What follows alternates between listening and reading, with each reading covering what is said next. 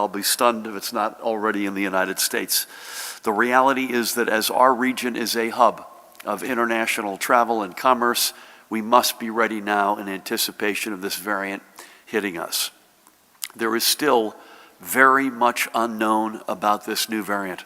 We are all closely following the research into this variant as it is released, and we're all watching closely as new cases are discovered and reported. The team at the Department of Health is prepared to quickly identify Omicron through both PCR testing and virus sequencing processes and protocols in partnership with the CDC and our own lab capabilities. Again, and as we have said since day one of the pandemic, we're going to follow the science as it pertains to our readiness and response. Another thing that we all must keep in mind, that just because there's a new variant out there does not mean that Delta has lost any of its transmissibility or its virulence. As you'll see in a minute, we're still registering well more than 1,000 new confirmed cases a day, and our hospitalizations are up sharply over the past several weeks. As Judy and Tina would want me to remind everyone, our numbers are still being fueled by the Delta variant. The importance of preventing further spread of Delta, or we hope to prevent Omicron from gaining a foothold, is tantamount. We strongly encourage everyone to keep masking up when you're indoors, and distancing is not possible, especially when you're with people whose vaccination status is not clear. And get vaccinated, folks, and get boosted if you're vaccinated. The added protection from a booster is no longer just a bonus, it's a necessity. As you can see, I got my booster yesterday along with Tammy and 3 of our 4 kids to protect ourselves against any waning immunity. Our 4th child will get his on Wednesday. By the way, easy peasy, did it at Monmouth Medical Center in Long Branch in Monmouth County. Judy was in and out. As always, great nurses there. You know from whence that comes. Easy, feel totally fine. Sore arm, that was, I guess that goes with vaccinations. Other than that, feel great. And I think I could speak on behalf of all 5 of us that other than a sore arm, we came through this with flying colors. Go out and get it, folks. It's easy. If you're eligible, get boosted. We know the vaccines continue to prove themselves against the Delta variant, which remains the predominant strain here in New Jersey and elsewhere in the country. This fact is borne out by the data on breakthrough infections that is compiled and updated weekly by another familiar face, Dr. Ed Lifshitz and his team at the Department of Health's Communicable Disease Service. Here are the most recent cumulative data points going back to mid-January, and not only are those who are fully vaccinated showing strong resistance to the virus, their odds of a COVID-related hospitalization or death are either further minimized, or even further minimized. Here are the preliminary figures for the week of November 8th through the 14th. And again, just to be specific on this, Judy, as you said, low 20% of the plus or minus of the positive tests statewide are fully vaccinated, but a much lower percentage of folks who are hospitalized, and thank God, a very low percentage of folks who we are losing to this awful virus. We know that for some, the initial vaccine courses have begun to wane in terms of preventing infection, but the effectiveness for keeping these same folks out of the hospital or the morgue, God forbid, continues to prove the importance of that initial vaccination. And it speaks to the even greater and more immediate importance of getting that booster. Here are today's reported new positive test results, which doesn't say much beyond just being a snapshot in time, but pay attention to the rate of transmission, which is based over a longer term, 7-day rolling average analysis of these daily numbers, and that remains, unfortunately, well above the benchmark of 1, but it's also down over the past week. I personally, Judy, tell me if you disagree with this, the positivity rate, which has been running weekdays 4 or 5%, spiked up, but this is from Thanksgiving. And the assumption I would have is you're not getting tested on Thanksgiving if you're not more than likely having symptoms and needing to check that out. The big test, I think, will be over the next couple of weeks to see if we're going to see the anticipated spike coming out of the Thanksgiving holiday, or now, as we have happily Hanukkah upon us, or other holidays to come over the next month or 6 weeks. Yesterday, our hospitals were treating a total of 950 patients. You could see 906 of them were confirmed COVID positive. This is the most people, by the way, we've had in our hospitals in 7 weeks. But importantly, on November 28th of last year, the number was 2,908, which is more than 3 times the amount of folks in the hospital on this November 28th. And moreover, the ICU and ventilator counts, new COVID positive admissions, and in-hospital deaths, all from 1 year ago, were also more than triple what they were yesterday. What is the difference? I don't think we could say it clearly enough. Vaccines. And I also cannot say this clearly enough. The numbers we just reported are being driven overwhelmingly by the unvaccinated. And here are, with the heaviest of hearts, today's newly reported COVID-related deaths, updated probable deaths, and now, as is our practice, let's honor the lives of several more of those blessed members of our New Jersey family who we've lost. We start by honoring this guy, David Mariconda, a native of Patterson who spent many years in Fairfield.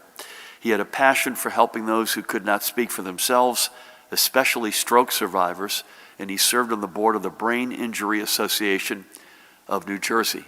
And sadly, David was only 62 years old. Professionally, David worked in payroll departments for the Postal Service and ADP, but personally his time was dedicated to his wife, named Tammy, a particular favorite name of mine, and his sons Gregory and Timothy, and I had the great honor of speaking with all 3 last week. He left them and their families, as well as his brother Stephen and his family, and after his passing, his grandson Nicholas was born.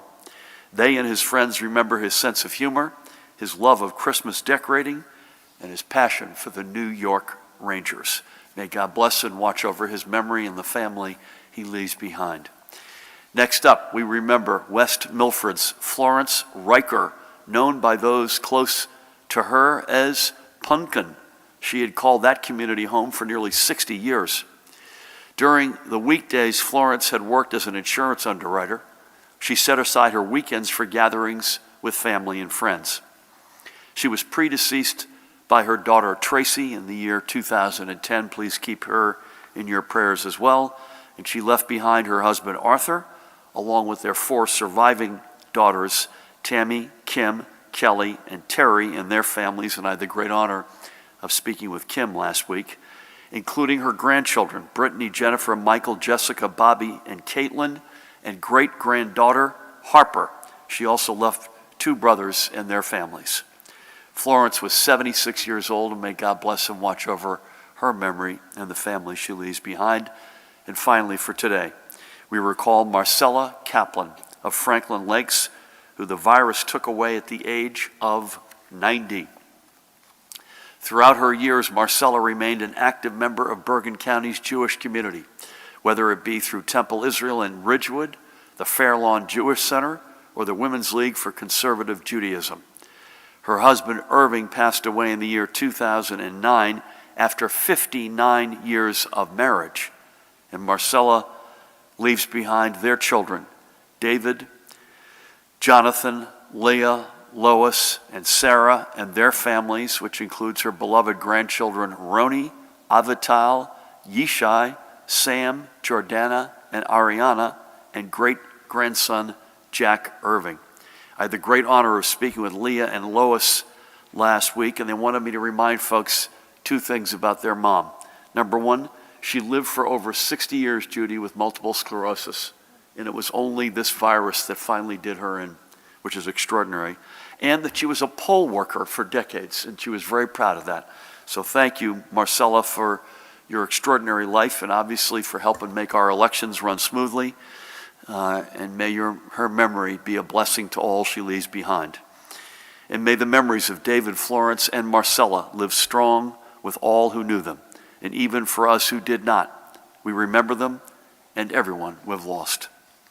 Now, before I turn things over to Judy, I want to acknowledge another small business that is taking advantage of the Department of Labor's new Return and Earn program to attract and train the skilled employees they will need as they move forward. Today, we're putting the spotlight on this team, the Lawrenceville-based Princeton Sports and Family Medicine, which has been assisting families and athletes for more than 25 years. Dr. Peter Wenger, third from the left, and his team of 40 have also served the needs of the U.S. rowing team, which trains in Princeton, the Trenton Thunder baseball team, and numerous local colleges and high schools. And Dr. Wenger in particular helped shepherd the U.S. rowing team through a COVID outbreak that impacted roughly half the team. That instance aside, throughout the pandemic, Dr. Wenger and his staff did not see a slowdown in the number of folks who needed them. Indeed, many New Jerseyans focused on exercise as a means of attending to not just their physical, but mental health. And in this, he recognized that the practice needed additional trained staff to meet the ongoing needs of its patients. Through the Return and Earn program, Dr. Wenger was able to bring on 3 new administrative specialists to keep things going. The funds he received through Return and Earn made sure Princeton Sports and Family Medicine could give them the training they needed to keep the operation running. And each of the new employees received a $500 signing bonus and the skills for a new and rewarding career. And that's how Return and Earn works, pairing those looking for work with businesses looking for new employees. And I had the opportunity last week to catch up with Peter to thank him not only for being among the first employers to partner with the Department of Labor, but for all he and his team do to keep New Jerseyans active and healthy. Check them out. Their website is princetonmedicine.com, princetonmedicine.com. I think that's where we'll leave things for this Monday. Again, I urge everyone who is eligible to get out and get their booster. And if you've not even started your first vaccination course, I urge you, I beg you to do that now. We do not yet know what the Omicron variant means for us, but we are still not done with Delta. With that, please help me welcome the woman who needs no introduction, the Commissioner of the Department of Health, Judy Persichilli. Thank you, Governor, and good afternoon. As the Governor mentioned, the Department is closely monitoring information about the Omicron variant. The World Health Organization has designated it a variant of concern.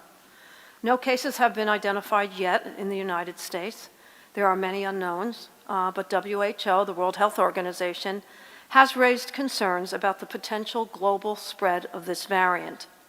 Studies are underway to evaluate the transmissibility, the severity, and reinfection risk of the variant.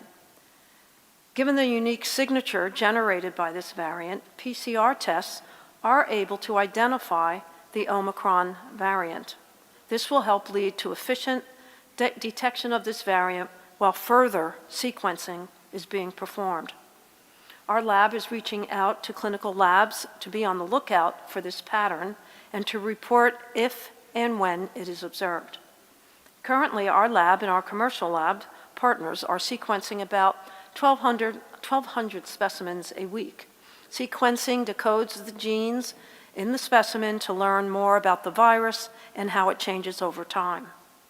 To protect against this new variant, the World Health Organization has recommended accelerating COVID-19 vaccination coverage as rapidly as possible, especially among populations designated as high priority who remain unvaccinated or are not fully vaccinated. Increasing our booster uptake will be vital in blunting the impact of this and any other new variant that may occur. Booster doses provide essential additional protection with waning immunity, and particularly with the Delta variant still having a significant impact in New Jersey. Studies show after getting vaccinated against COVID-19, protection against the virus and the ability to prevent infection with the Delta variant may decrease over time. As reported previously, the effectiveness of all 3 variants decrease over time. A recent Science magazine study found the J&J vaccine effectiveness to decrease from 86.4% to 13.1%, for Moderna from 89.2% to 58%, and for Pfizer, effectiveness went from 86.9% to 43.3%. All residents 18 and over who have received their primary series are now eligible for a booster. Those who received the Moderna or Pfizer vaccine at least 6 months ago can receive their booster, and those who received J&J vaccine at least 2 months ago can receive their booster. About 29% of those eligible for a booster dose have actually received one here in New Jersey. We need to increase that percentage to protect ourselves and loved ones, especially with the holidays drawing closer. Receiving a booster now ensures protection during the upcoming holiday season. Visit covid19.nj.gov to find a booster appointment. If you have any difficulty getting an appointment, call the call center at 855-568-0545 and they will assist you. We are also actively working to increase vaccination among younger populations in our state. Protecting them through vaccination helps further protect everyone. The clinical data the federal government examined showed the Pfizer vaccine is safe and 90.7% effective in preventing COVID in children between the ages of 5 and 11. Among this population in New Jersey, 12% have been vaccinated. 27%, or 383,788, of those between the ages of 5 to 17 have completed their primary series, and 38%, 546,473, 5 to 17-year-olds, have received at least one dose of the vaccine. The department is working with the Department of Education to support school-endorsed vaccination events by leveraging relationships with schools, local health departments, FQHCs, acute care hospitals, and other vaccine providers in the state. Moving on to my daily report, as the governor shared, our hospitals reported 950 hospitalizations, and that number has been increasing. Since last briefing, there have been 7 additional reports of multisystem inflammatory syndrome in children. 6 of these reports are older cases from earlier in the year that were identified through the regular review of hospital discharge data. So now there are 149 cumulative cases in the state, and none of these children is currently hospitalized. At the Veterans Home, since our last press briefing, there has been 1 new case among the residents in the Menlo Park home, and at the state psychiatric hospitals, there are no new cases among the patients. The percent positivity as of November 25th in New Jersey is 9.23%. The northern part of the state reports 9.06%, the central part of the state 9.86%, and the southern part of the state 8.57%. That concludes my daily report. Please continue to stay safe. Let's get vaccinated and let's get boosted to protect ourselves, our family, friends, our children, and to enjoy the holiday season. Thank you. Judy, you mentioned the call-in number, and I think you mentioned earlier today in our pre-call, you're still getting about 15,000 calls a day? Yes. I mean, that just to give you a sense of the volume continues to be extremely high. And secondly, I'd love to get your reaction, you or Tina's reaction to this. It feels like for the next number of weeks, we're going to see this wave hopefully not go up too high, but largely fueled by Delta. Almost certainly this new one is going to end in our lap, you would think, right? It's hard to believe it otherwise. But also a fair amount of inconclusive research. I mean, everyone is saying they need more time to really understand this mutant. Is that fair to say, everybody? Yeah. So we're going to be in sort of this limbo period. Tina, anything you want to add to that? Yeah, we have to remember that this Omicron was just identified within the last week, and again, I think the CDC and the federal government have given tremendous credit to the South African government for being so forthcoming to share this information on such a timely basis, so that we could actually start really monitoring these data as they come in. Right now, we've got Delta, 99.9%. of cases in the U.S. are Delta, but, we're on high alert right now, and as the Commissioner had mentioned, our laboratory is monitoring as well as hoping to get our commercial laboratories ramped up as well. Great. Thank you for that. So I know whether it's for members of the press or the general public, there are probably a lot of questions and not a lot of answers yet, right? So this is going to evolve over the next number of weeks. Thank you both. Pat, in particular, first of all, great to have you. Thank you for everything. Anything you've got in particular on building out infrastructure to help folks get either boosted or kids get vaccinated? Great to have you. Over to you. Thanks, Governor. Good afternoon. Yes, I'll re-echo my remarks from last week with regards to those 3 state-run vaccination sites. Our All Hazards Incident Management Team is working on the 2 additional ones. Just a reminder that Gloucester's is open at the Gloucester County Complex in Clayton. They've currently operational 5 days a week. They do about 175 vaccinations a day. Open Tuesday and Thursday from 11 to 7, Wednesday and Friday 7 to 3, and Saturday 7 to noon. Happy to report that Virtua has signed the lease agreement at it used to be an AC Moore on Nixon Drive in Mount Laurel. That site will be having a soft opening this week by appointment only for children 5 to 11. And they'll be scheduled for their second dose starting tomorrow. Also happy to report that there's over 2,000 children from 5 to 11 that have already registered. Those dates right now, Tuesday, Wednesday, Saturday from 9 to 3:45, Thursday and Friday from 11 to 5:45, and next week we anticipate a full opening, including adults for their first, second, as well as booster shots. And lastly, Somerset, RWJ is in the process of finalizing their lease agreement. That's going to be at a Lord & Taylor, or used to be a Lord & Taylor, at the Bridgewater Commons Mall in Bridgewater. And we anticipate that build-out to be done by the end of next week, or end of this week, with the goal is to open that one by next week. That's it, Gov. Kind of a review of retail locations That's right. years past, right? Very encouraging to hear the 2,000 kids signed up. Is that right? Yeah, it's great. More than 2,000 already, and that news just went out. So I encourage anybody for first, second, or booster to go to covid19.nj.gov. That vaccination finder is extremely user-friendly. Take it from a non-IT guy. Yeah. And again, the process for getting boosted for us went swimmingly. So get out there and get boosted. As Judy reminded us, Pfizer or Moderna, anybody, 18 and up, 6 months after your second shot, get out there and get boosted. For J&J, it's 2 months after your initial dose, and you can mix and match, right? So get at it, folks.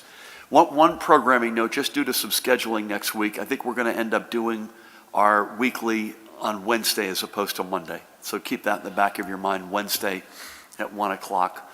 And clearly, depending on which way the road turns, we may want to revisit the frequency with which we're doing these. I hope the road turns in a way such that we keep this at 1 a week as opposed to more. Even better if it goes to 0, but bear with us on that. But next week at least, we'll go with Wednesday at 1 o'clock. I'd ask you, there's a lot of you here today, if you could keep a little bit more economical. John, is that you? Do you have anything? Or are you here just taking pictures? No, I have a couple questions. Jamil's got the mic. Let's go. Nice to see you. Nice to see you. Couple questions. One is, are there any, and I'm referring specifically to new steps or considerations that you're looking at in preparation for the latest variant coming to New Jersey? As you said, it's likely that it will. And is there any modeling, even tentative, about what it means for the potential trajectory of the virus here in New Jersey? And then a second question from David Cruz. Did the governor's office have any role in the change of policy pertaining to access to the Senate and Assembly chambers, which, as you know, is causing some debate this coming week? Yeah. No new steps at the moment. People have asked me, I'll preempt a question. Someone may ask, will New York put a state of emergency in? We have a state of emergency. It's been in effect since March of 2020. And literally everything they did, Paramount will correct me if I'm wrong, everything that Governor Hochul has wanted to do in New York, we already have in place either through the state of emergency or the very good cooperation we've had with the legislature. So nothing at the moment. Again, I think it's going to be, we're going to have to find our way forward as the research unfolds. I don't want to speak for Tina or Judy. I don't think there's anything on the modeling front. We just don't know enough We don't know enough. on that front. This was a separate decision taken by the legislative leadership, but one that we completely endorse. And again, let's remember what this is. It is, and I don't want to give the speaker, I think it's just the assembly today, is that right? Give the speaker and the Senate president but a big shout out. This is not just you need to be vaccinated or show proof of a negative test. He's actually got rapid tests at the State House. So there's no burden whatsoever on anybody outside of that. And I think anybody who is messing with this is being completely reckless. Looking at the numbers, they're going up. Come on, man, let's not play politics. This is about keeping people safe and healthy. Good to see you. Let's go to Matt down front here. Matt, good afternoon. Good afternoon, Governor. You mentioned New York, and on Friday, New York's governor signed an executive order that would allow the state's health department to ban elective surgeries to boost bed capacity, anticipating a spike in COVID cases. Under what circumstances would you ban elective surgeries here in New Jersey? And you mentioned that we are an international hub. Obviously, flights coming into Newark. Are you concerned at all that we have flights coming into Newark, say, from South Africa, while other countries have had flights come into, over the weekend, read reports about having flights come in from South Africa, folks test positive for this new variant. Is that a cause for concern or alarm for you? Thank you for both. I don't have any crisp answer on when we would ban elective surgery, Judy, but that would be a pretty draconian step. I had surgery for cancer and found out later, a malignant tumor, found out later that would have been considered elective, which is not the way I saw it. So that's a pretty draconian step, and we're not remotely there, unless you disagree, Judy, please. No, we'll have weekly calls with the collaborators, the regional collaborators and the hospitals, determining along the way capacity, and with them make the decisions whether any curtailments need to take place. But right now, we don't see that happening. I think embedded in your question, Paramel, you'll correct me if I'm wrong, if we needed to take that step, we have the authority to do it. That's different than whether or not we'd ever, please God, we don't have to take that step. Yeah, that is a concern. I'm actually speaking to the White House at 5:30 today. And so you're seeing national bans on travel, whatever steps we're taking as a country, as well as other countries and steps they are taking. And so that's something that we're watching very closely. This is clearly a time, I think, when you want to be mindful of where you're going. That's not to say you can't go anywhere, but you've got to be mindful about what your movements are these days. Thank you for that. Let's go to Joey here, and then we'll go across to Daniel. Hi, Joey. Hello. So on the subject of the State House vaccine mandate for Superintendent Callahan, what are you going to do if Republican legislators try and bypass the vaccine mandate? What is the state police like? Do you have anything in place for that? And for Governor Murphy, the state constitution essentially only allows state legislators to be barred if they've committed treason or some similar act like that. Do you think that flaunting a vaccine mandate counts as treason? That's one I've not gotten before. How is the national search for a new corrections commissioner going? And then finally, on the New York State of Emergency Declaration, are you at all concerned that with the moves on elective surgery and non-essential medical care there might be New Yorkers coming to New Jersey and clogging up New Jersey hospitals because of moves taken in New York? Thank you. Pat, I'll jump in and then pass it over to you. Again, you used the word mandate, I believe. I want to make sure everybody knows this is how ridiculous this is. Not your question, but the furor around it. It is a requirement to either be vaccinated, to prove that you've got a negative test, or, again, I give credit to the legislative leadership, they've got rapid tests at the State House. I just took, for something I'm going to go to tonight, I just took a rapid test back in the office. It is 20 seconds of time. 20 seconds. 10 seconds in each nostril. So it's just ridiculous.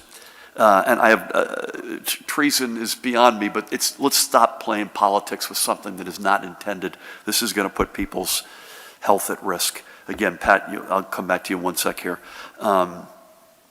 Corrections Commissioner, we are blessed to have an outstanding acting commissioner. Victoria Kuhn is doing an outstanding job. But beyond that, nothing to report on the process. Again, in New York, unless Paramel or Judy correct me, Governor Hochul's steps are to have the ability to take those steps as opposed to taking those steps. We have that ability. So I don't have that concern at the moment that people are going to come across the Hudson, because all that does is put them on a parity with the powers that we have already in New Jersey. Would you concur with that?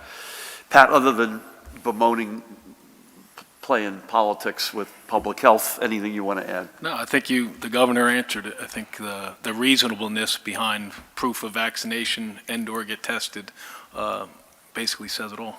Thanks, Governor. Amen. Thank you, Joey. Let's go across to Daniel. How are you, Daniel? I'm good, thank you. Hope you're doing well as well. Very well. So do you think people should curtail travel in-person gatherings or resort to sort of their earlier COVID travel protocols where they would test and self-quarantine?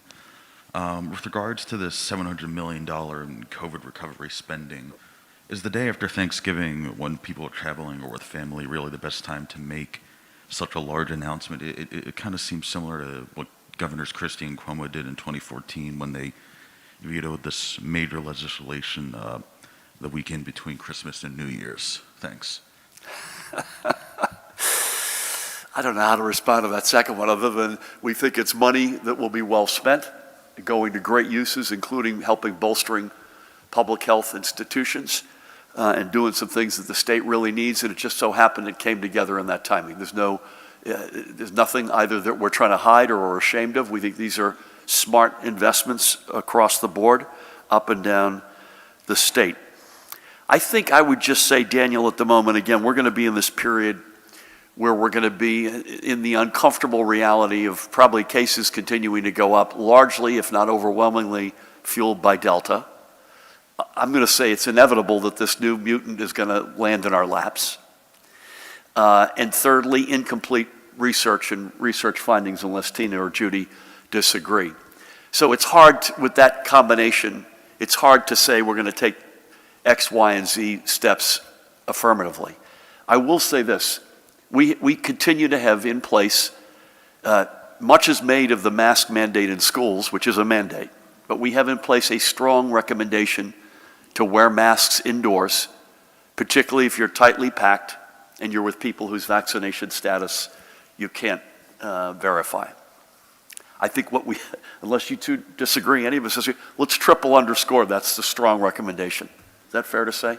And if the weather is benign, take whatever you're doing outside if at all possible. We had a little family reunion over the weekend, and I spent 99% of the time at this establishment outdoors with coverings and heaters and felt really comfortable and didn't feel the need to wear a mask. I went inside literally to find some folks to come back out, and I put the mask on because I wasn't 100% sure. Let's strongly ask folks to be vigilant about that. Get vaccinated. If you've been vaccinated and your time makes you eligible, get boosted. And again, we're all going to have to bear with each other over the next number of weeks, is my guess. Judy, Tina, you okay with that? Let's go, sir.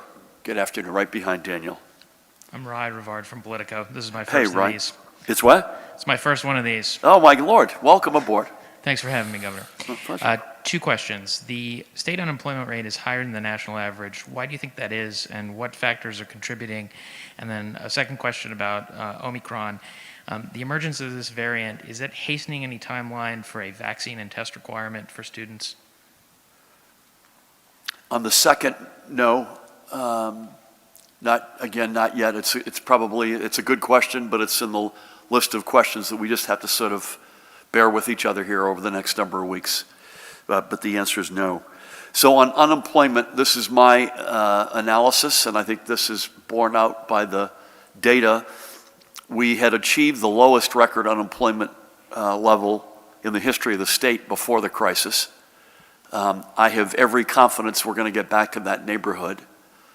I think if you look at our current unemployment rate, it is very similar to states that took steps that aggressively went after public health in sort of similar levels of strength of steps.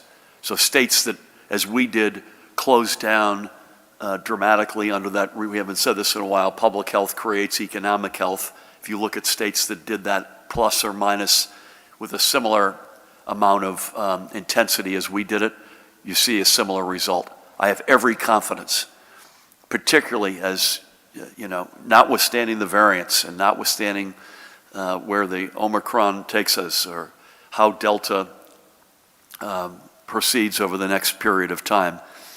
If nothing else, when you combine the American Rescue Plan money with the infrastructure money, with what hopefully will be another big investment bill coming out of Congress, I have every optimism that our economy is going to get fully back on its feet. Good to have you, Ryan. Alex, good afternoon. Alex, this is not your first press conference. I just want to remind you of that. Far from. Thank you. Dr. Tan, can you just tell us the differences between the Omicron variant and the Delta variant? How are they similar? How are they different? Commissioner, does it say anything to you that a lot of the reports of people who have got the Omicron variant, they've suffered it, to have relatively mild symptoms? Is that a good sign if this Omicron variant eventually comes here? Governor, do you worry that you're overplaying a variant that's not here yet and produces a mild infection, or do you worry about downplaying it? I'd also like to ask you if Omicron changes your thinking on if you will ask the legislature for a 6-month extension of any of your pandemic powers, as you would have to do by January 11th, I think. And if this makes you less likely to ease back on the in-school mask mandate as more kids get vaccinated. And Colonel, I got a follow-up from Joey's question. Give me a straight answer. Are troopers going to be hauling Republican lawmakers out of the State House in handcuffs if they refuse to test or and they're not vaccinated? Let's go quickly through this. Tina, I'm going to come back to you, but again, I'll reiterate the health warning on the side of the cigarette package. We don't know a lot of the answers yet. And when I say we, that means the universal, and anybody Tina or her colleagues at the federal level. And so there's really two questions there. Tina, we'll come back to that. Difference between Omicron and Delta, and secondly, does the early sense that it gives you just mild symptoms, I think you're going to say we don't know enough yet, but that's one question. On something like this, I worry more about downplaying than overplaying it, Alex, particularly given there are so many unknowns. It's a very good question because we wake up every day trying to get that balance right.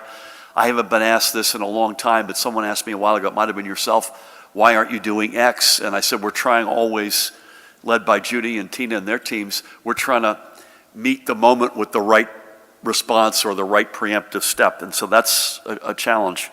But I'd be worried, frankly, given its public health and the unknowns, I'm more worried about not taking steps than I am about taking too many steps. Nothing yet on whether or not this impacts either legislative extensions or school maskings. Again, our opinion has been the more people who get vaccinated, including kids, the more people who get boosted, the faster we can lift those mandates. That's still where I would be, but again, next 2 or 3 weeks, we're going to probably know a lot more than we know now. Tina, anything on the public health, the two very good public health questions?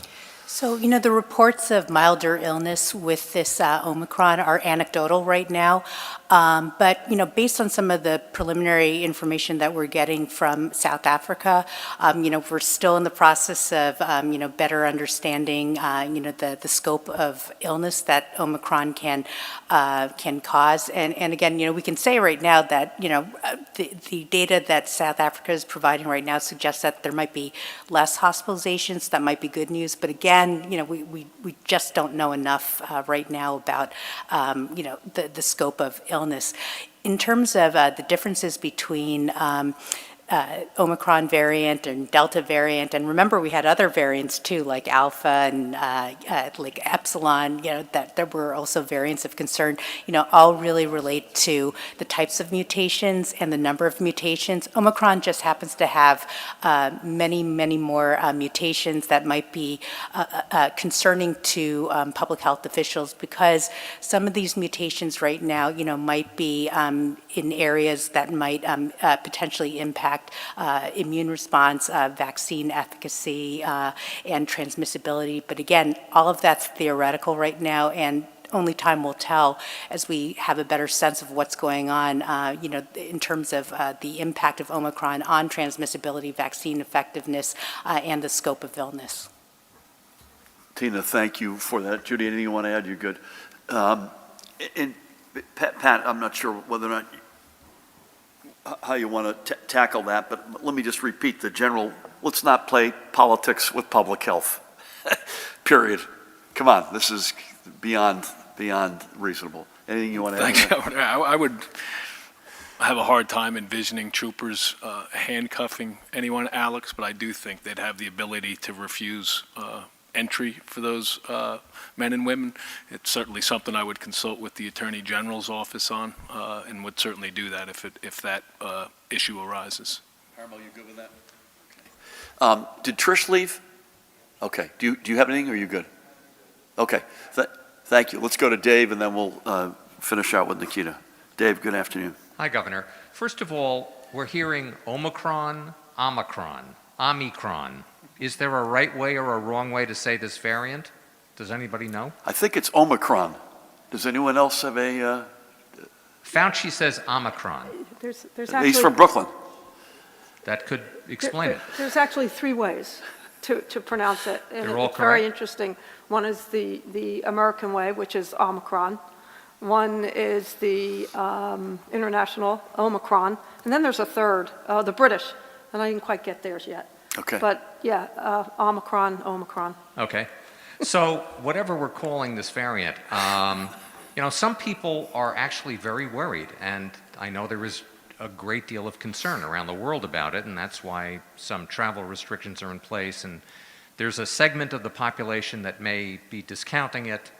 There's a segment of the population that is becoming hysterical about it as well, and nervous.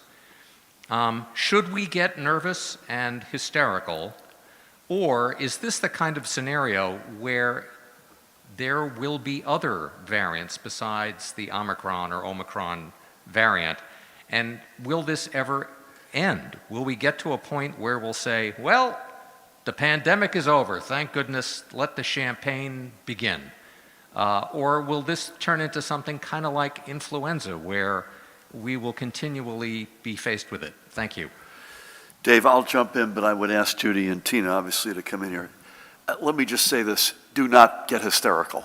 Okay, so that is not warrant. We just don't know enough. So please don't do that. But are we taking this seriously?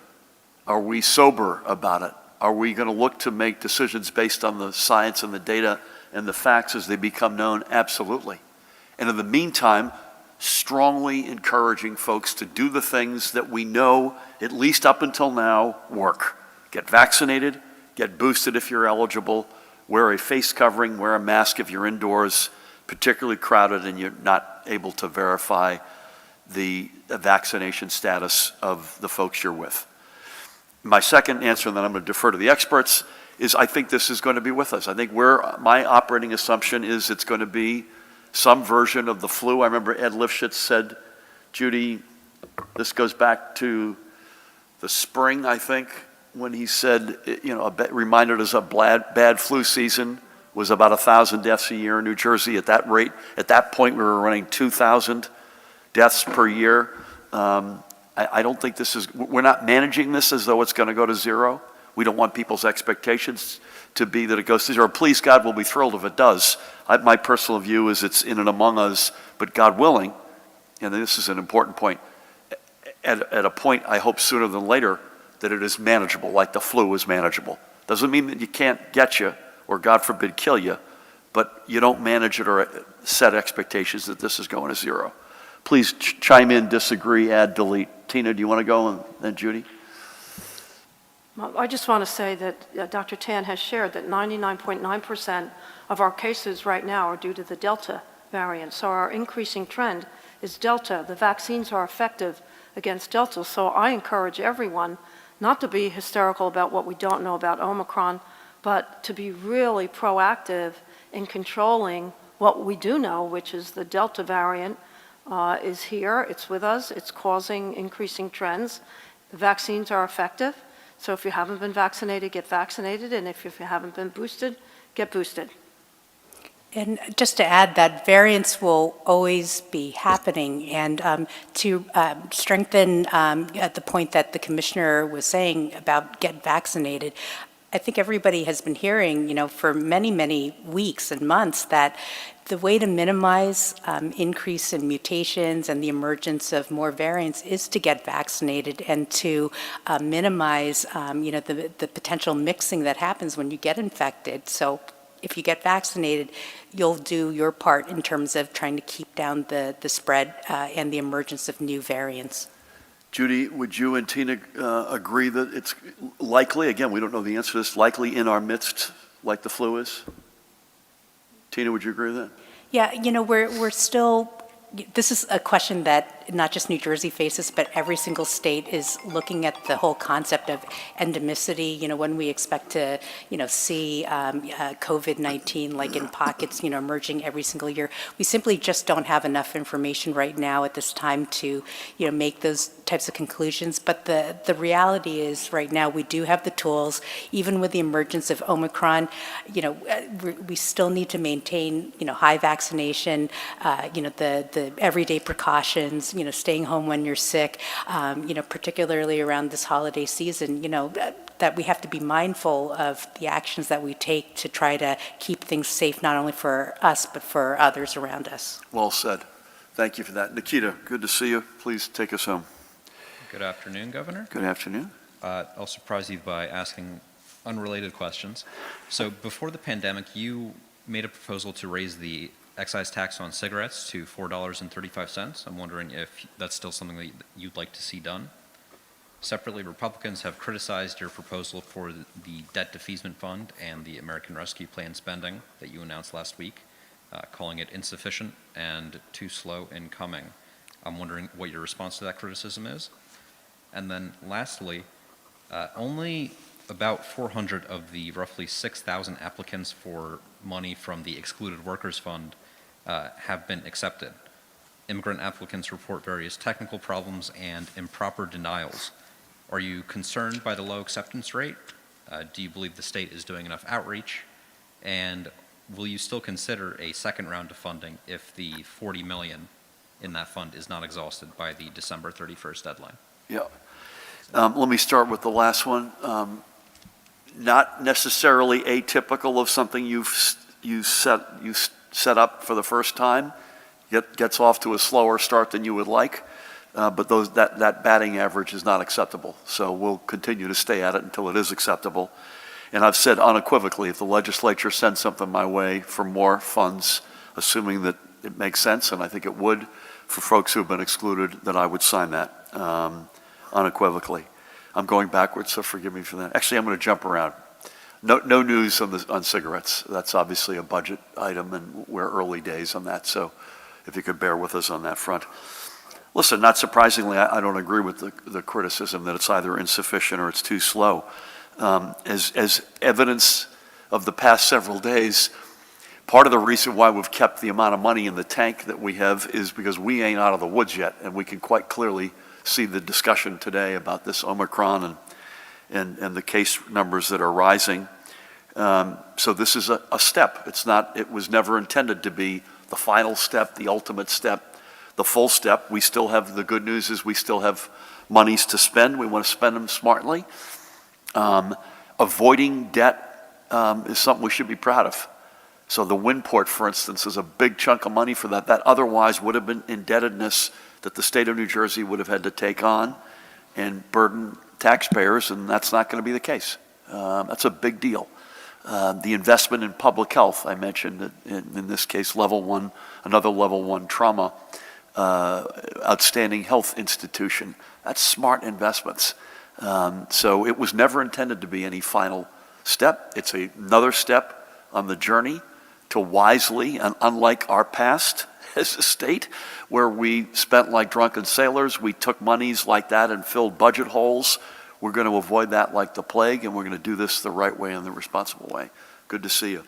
Again, thanks everybody for coming out. Listen, I think that as we mask up here, again, a week from Wednesday, December 8th, we'll be together, unless Aliana corrects the record, right here at 1 o'clock.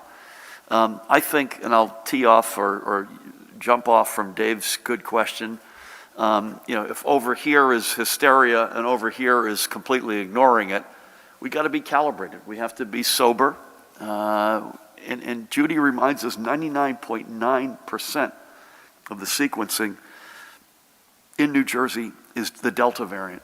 That's the one that's in our lap right now. And we know for sure vaccines work, boosters work, face coverings when you're inside and you're not with folks whose status you know or can verify.